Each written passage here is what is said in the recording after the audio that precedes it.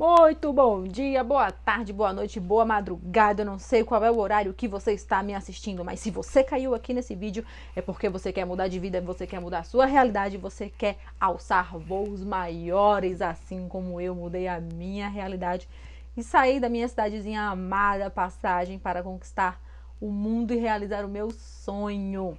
Se você está perdido aqui agora, você não me conhece, é seu primeiro vídeo. Meu nome é Franciele Marinho, sou soldado da Polícia Militar do Estado de Santa Catarina e estou aqui para te ajudar a alcançar e realizar o teu sonho. Então vamos lá, já pegou o teu café? Já pegou a tua água? Tá tudo organizado aí para você começar e não levantar dessa cadeira por um bom tempo? Vamos dar continuidade à matéria de direito constitucional.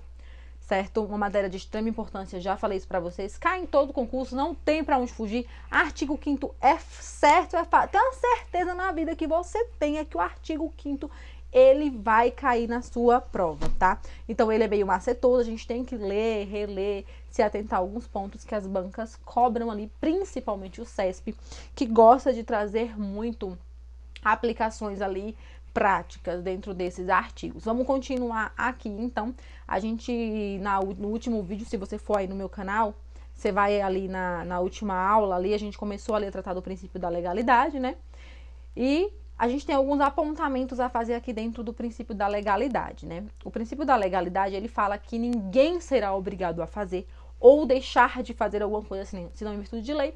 E a gente trouxe a legalidade em sentido amplo, que é a legalidade de nós, réis mortais, civis, comuns, civis normais, que a gente faz o que não está proibido.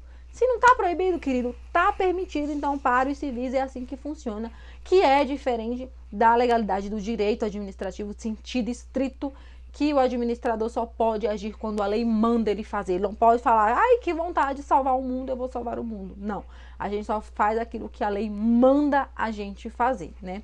A gente tem aqui, o que eu achei importante destacar, que o CESP gosta de cobrar, é a diferença da reserva legal para a absoluta e a relativa. Então, eu tenho a reserva legal absoluta. Qual é a reserva legal absoluta? É a própria lei, é a Constituição. E a relativa é um decreto, né? Então, ele pode relativizar. Não cabe, gente, medida provisória dentro do direito penal. Então, aqui é uma norma que somente a lei pode trazer normas de direito penal. Quando você for estudar direito penal, você vai ver isso que está escrito lá. Só que existia uma discussão em relação a se essa medida penal, se atentem a isso, trouxer normas não incriminadoras, essa medida provisória, ela pode sim tratar sobre direito penal, desde que ela não traga normas incriminadoras. Se ela trouxer normas incriminadoras, não pode. Ela tem que trazer normas não incriminadoras, tá bom? Vamos a alguns pontos dentro do princípio da legalidade importantíssimo. Exame psicotécnico. Por que que o exame psicotécnico do meu concurso reprovou tanto e assustou tanta gente? Antigamente, as pessoas elas tinham segurança no psicotécnico porque elas falavam que se elas reprovassem, elas entravam na via judicial e elas ganhavam. E realmente elas ganhavam. Muita gente entrava e ganhava e ficava o processo rolando anos na justiça até prescrever. E olha, eu vou dizer para vocês, hoje em dia vocês têm que ter muito cuidado com o psicotécnico. Se você entrou em um concurso hoje e você entrou com recurso do psicotécnico, continue estudando para um outro concurso. Porque teve casos aqui na PM de Santa Catarina de policiais, depois de 10 anos, quase prescrevendo, caiu o psicotécnico dele. E ele vai fazer o quê? Ele só sabe ser polícia. Ele ficou 10 anos trabalhando, servindo, ele não fez nada. E ele saiu da polícia simplesmente. Tchau, acabou. O psicotécnico lá do concurso de 10 anos atrás se reprovou.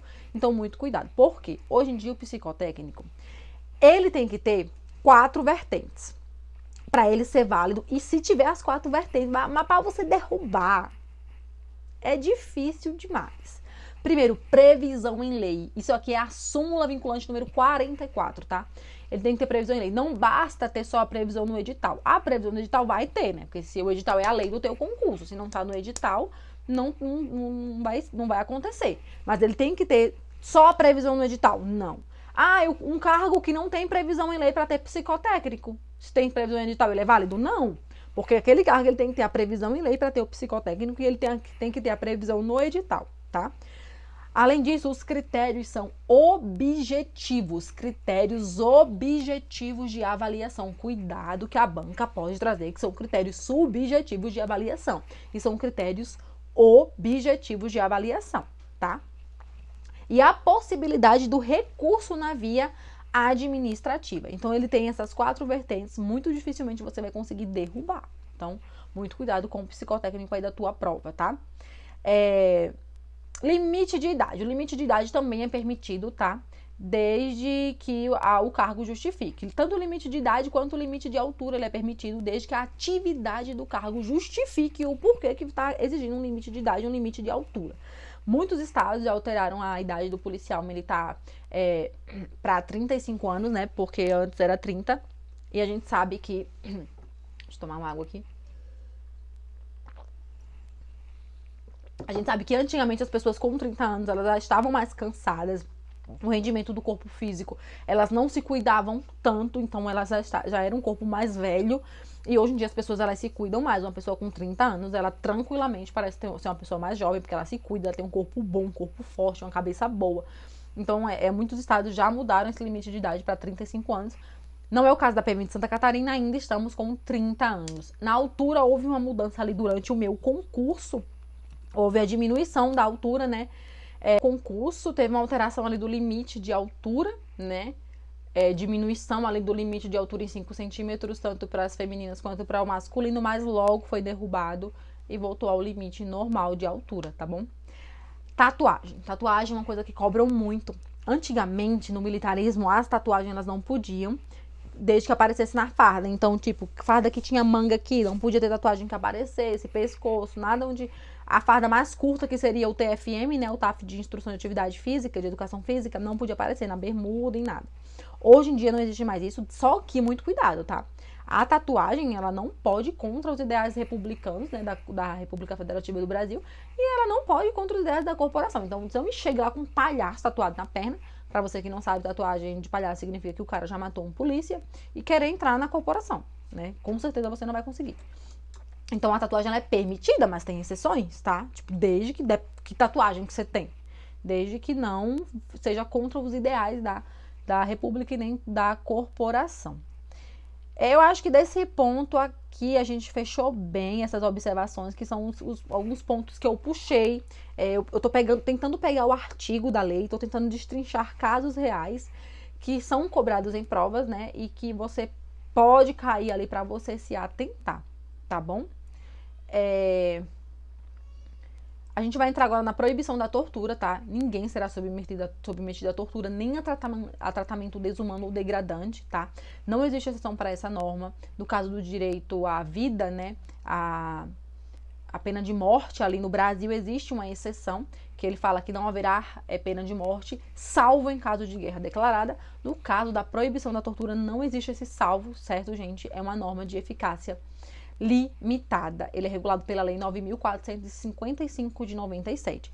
O que seria uma tortura? Tortura não é só o fato de você pegar uma pessoa, colocar num tronco, lenhar, arrancar um dedo dela, arrancar uma perna para ela te falar alguma coisa, ou por prazer teu. A tortura é um ato de constranger alguém com emprego de violência ou grave ameaça, causando-lhe sofrimento físico ou mental. Então, o sofrimento psicológico, o sofrimento mental também é considerado tortura. Você sabia que você pegar uma pessoa, prender ela, deixar ela vários dias sem dormir, pode ser considerado tortura? Você não machucou, não vai ter marcas no corpo dela, mas você dopou, medicou de um ponto que a pessoa não dormia, você fazia de tudo para a pessoa não dormir, e é um sofrimento mental.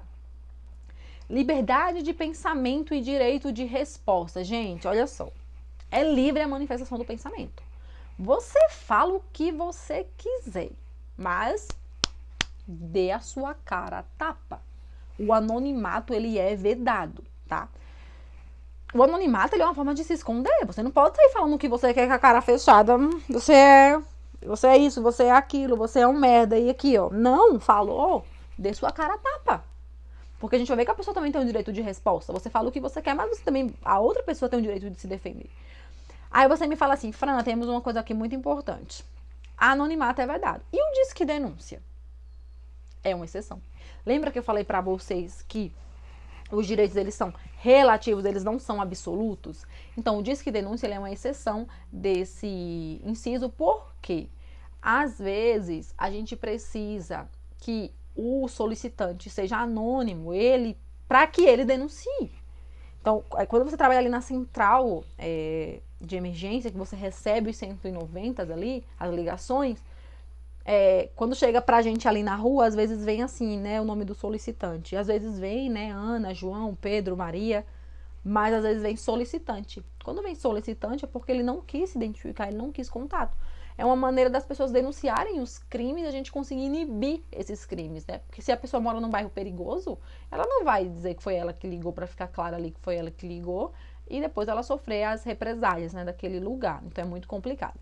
Só que o Disque Denúncia, ele também é chamado... Gente, o CESP ama esse termo, muito cuidado, tá? Se vier delação apócrifa, coloca aí no teu caderno, vai lá, escreve aí, ó. Delação apócrifa é igual a Disque Denúncia. O CESP ama esse termo. Quando eu fiz uma questão do CESP pela primeira vez, que eu vi esse termo, delação apócrifa, eu fiquei, que diabo é isso? Eu consegui entender pelo resto da questão, mas no começo eu achei muito interessante esse termo, por isso que eu anotei ele até hoje, tá? Também é chamado de delação apócrifa. O polícia ele não pode receber uma delação apócrifa, uma denúncia anônima, e sair metendo os pés nas portas dos outros e invadindo casa com base na denúncia. Tem que ter investigações preliminares, certo? Então vai ter que ser aberto um inquérito, vai ter que ser aberto toda uma diligência preliminar. Eu tô falando diferente de uma denúncia anônima do 190, de uma perturbação de sossego. Ai, meu vizinho tá com som alto aqui, eu não quero falar meu nome, mas a gente vai lá verificar o que houve. Mas a gente não pode entrar em bater porta, arrombar porta, essas coisas baseado em denúncia anônima. E a Polícia Civil tem que abrir uma investigação se for uma denúncia muito séria, algo maior, né, que requer investigações e diligências preliminares. Por exemplo, a Polícia Civil não pode sair colocando uma escuta telefônica em um escritório de advocacia, por exemplo, se a denunciante falar que lá tá tendo facção criminosa, tá tendo uma reunião de facção criminosa. Baseado nessa denúncia anônima, o delegado ele não pode ir lá e colocar uma escuta telefônica. Ele vai ter que fazer a investigação e, com uma decisão judicial, ele ir lá e colocar a denúncia, a escuta telefônica, tá bom? É livre a expressão da atividade intelectual, artística, científica e de comunicação, independente de censura ou de licença. A gente teve, né, anos atrás aí a ditadura militar, a época da ditadura militar. E esse inciso vem para coibir isso, para que isso não aconteça de novo no Brasil. Então, assim, hoje a liberdade de expressão é tratada de uma maneira muito séria no Brasil. Se tiver um conflito de normas e for a liberdade de expressão e o seu direito de intimidade, por exemplo, vai sair uma matéria amanhã no jornal e eu sei que é sobre mim. O meu direito de privacidade está em jogo. E tiver o direito de liberdade de expressão, a liberdade de expressão vai ganhar. Depois que sair essa matéria, eu vou analisar se houve calúnia, injúria e difamação. Aí o Estado pode entrar e comprimir o direito de liberdade de expressão, porque ele feriu o meu direito. Mas eu tenho que esperar primeiro a matéria sair, porque senão eu vou estar usando a censura. Antes da matéria sair, eu já vou estar censurando, tá? Então, muito cuidado com isso. Aqui a gente tem que o jornalista, ele não é obrigado a revelar o direito da sua fonte, né? Não sei se vocês vão lembrar ali no Linha Direta, quando... Meu Deus, Linha Direta. Eu tenho quantos anos? Acabei de entregar a minha idade. No Linha Direta ficava a voz do rapaz trêmula com algum... Parecia aquele boneco do Pânico, quando botava o rádio. E só uma sombra, né? Você não via a pessoa. Imagina, um jornalista tem que entregar uma facção criminosa e falar de quem é a fonte dele. Você pode ter certeza que antes da matéria pro ar, a fonte dele já foi enforcada, carbonizada, arrancada os dedos. A fonte dele já morreu. Então, ele não precisa revelar a sua fonte. Porém, entretanto, todavia, o jornalista, ele vai ficar responsável se essa informação, essa notícia trouxer injúria, calúnia e difamação. Ele vai ser responsabilizado, sim. O fato dele não trazer a fonte não significa que ele não será responsabilizado, tá bom? Liberdade de consciência e crença religiosa, convicção filosófica ou política. Ninguém será privado dos direitos por motivo de crença religiosa ou de convicção filosófica ou política, salvo se as invocar para eximir-se de cumprir prestação alternativa, que a gente tem a escusa de consciência. Gente, isso aqui é muito interessante, por quê? Vocês sabem que a prova do Enem é nos sábados, né? E nos sábados o pessoal eu esqueci o nome da religião que guarda os sábados ali. Eu esqueci o nome da religião, mas enfim. Eles não fazem a prova do Enem no sábado. E eu lembro que quando eu trabalhava em instituição de ensino, a gente tinha que reservar, ou eles ficavam presos na sala o Enem todo, durante a prova do Enem, e eu nunca entendi isso, porque se eles guardavam o sábado, eles estavam trancados na sala, sabe? Eles não podiam fazer nada, eles ficavam lá paradinho, quietinho, sem acesso a celular, sem acesso a nada, e esperando a prova acabar para eles começarem a prova depois das 18. Só que isso Ai, qual é o nome da religião? Se você souber, depois você me avisa. Tem pessoas dessa religião que elas realmente não saem nem no sábado, não saem de casa no sábado. E eles foram no STF falar que eles precisavam de outro dia para a aplicação dessa prova, que não fosse no sábado. E o STF falou que não, que o direito deles não poderiam se sobrepor ao direito de uma coletividade, porque isso estava gerando muito ônus para a administração pública, tá? Então, a escusa de consciência, nesse caso, eles não conseguiram usar, né, da sua religião para poder estar justificando ali a não fazer a prova. A pessoa, ela pode deixar de cumprir algo em função da sua crença. Para isso, ele tem que cumprir uma prestação alternativa. Serviço militar obrigatório. O rapazinho lá da Boca vai lá no serviço militar obrigatório, porque ele tem que ir, né? É serviço militar obrigatório. E ele diz, ô tio, a minha religião não permite que eu trabalhe nessas coisas de, entendeu? De militarismo. Eu já tenho curso de como mexer no fuzil. Brincadeiras à parte. Ele chega lá e fala, ó, vou fazer esse negócio de serviço militar obrigatório não, porque minha religião não permite. Não dá. E ele é dispensado, tá bom? Você vai fazer uma prestação alternativa. E essa prestação alternativa é lá no batalhão da Polícia Militar. Deus me livre, que eu não vou em batalhão de Polícia Militar, também minha religião também permite em frequentar ambientes com armas, não. Então ele se recusou a cumprir a prestação alternativa e a obrigatória. Então ele vai ter o quê? A perda dos direitos políticos, que isso vai estar lá no artigo 15 da Constituição Federal. Agora a gente vai entrar no assunto, que eu já estou puxando para esse assunto, tá? Então ninguém será privado de direitos por motivo de crença religiosa ou de convicção filosófica ou política, salvo se as invocar para eximir-se de prestação alternativa. Então ele se invocou para eximir-se e vai ter a perda dos direitos políticos. A gente vai entrar agora no artigo 15 da Constituição Federal. Então vamos lá. Agora é o momento que você vai dar aquela alongada, estica bem, vai lá atrás, respira, toma teu café, dá um gole no café aí, toma tua água. Você vai pegar e você vai colocar uma tabelinha assim, ó. De um lado, perda dos direitos políticos, do outro, suspensão dos direitos políticos.